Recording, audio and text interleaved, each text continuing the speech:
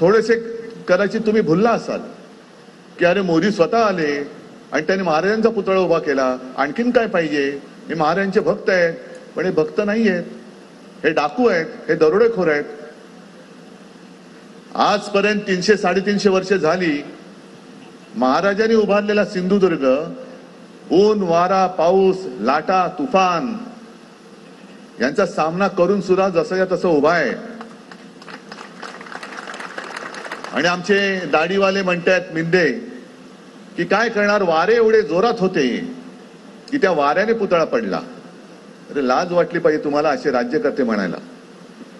आणि आपले इथले जे आहेत आमदार खाली मुंडी पाताळ ढोंडी, ते तर म्हणतात काय वाईटातून काहीतरी चांगलं होतं, महाराजांचा पुतळा पडला वाईट झालं पण काहीतरी चांगलं होईल.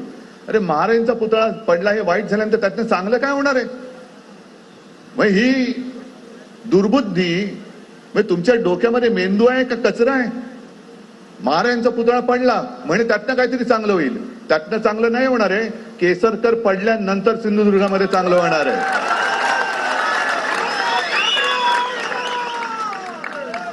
पुतळा पडल्यानंतर वाईटातून चांगलं होईल म्हणताय? लाज लज्जा शरम. तुम्ही काय, तुमचा जो कोण मित्र आहे तिथला कोण खाणीवाला आणि हॉटेलवाला, काय त्याचं नाव, टिमलो, त्याच्या चरणी काय वाहून टाकली. आणि माझ्याकडे माहिती अशी आहे की आज राजन तुम्हाला बोलायचं बरंच होतं पण थोडी वेळेची मर्यादा आहे. इथले ज्या काही गोष्टी मी आणू इच्छित होतो त्या अजूनही झाल्या का नाहीत या प्रश्नाचं उत्तर द्या ना. मग सांगा 2.5 वर्षात आम्ही काय केलं आणि तुम्ही काय केलं. मल्टी स्पेशालिटी हॉस्पिटल मी परवानगी दिली, जागेबद्दल सुद्धा इकडे करायचं का तिकडे करायचं एवढाच मुद्दा बाकी होता. पैशाची पण मंजुरी मी देत होतो, दिली होती जवळपास. अजूनही हॉस्पिटल झाले, पण आपलं सरकार आल्यानंतर मी तुम्हाला हॉस्पिटल देऊन दाखवीन चांगलं, मी घेतो जबाबदारी. पण मधल्या काळामध्ये जे मी म्हटलं तुम्हाला माझ्याकडे माहिती आहे, हेच महाशय आणि त्यांचे मित्र टिमलो असं ऐकलं, तुम्ही कन्फर्म करा, आपल्या सिंधुदुर्ग आणि कोल्हापूर सीमेवरती फिरत होते जागा शोधायला. जागा शोधतायत कशासाठी?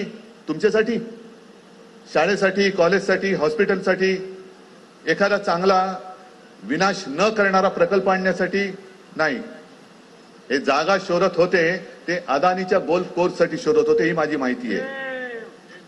अदानीसाठी, अदानीचे दलाल बनून तुम्ही माझ्या कोकणामध्ये येता, अदानीचे दलाल बनून तुम्ही माझ्या कोकणवासीयांना फसवताय आणि यांच्या हक्काच्या जागा खेचून मग त्या खाणी असतील आणखीन काय असेल सगळं काही ओरबडून घ्यायचं आणि अदानीच्या चरणी वाहून टाकायचं.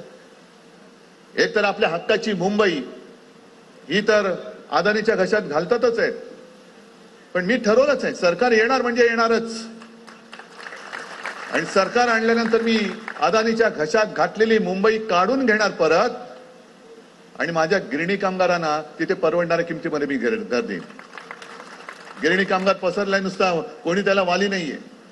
आणि अदानीचे दलाल, सब कुछ अदानी सबका मालिक. अरे साईबाबा काय सांगत होते, सबका मालिक एक है, आणि तुम्ही म्हणता सबका मालिक अदानी आहे.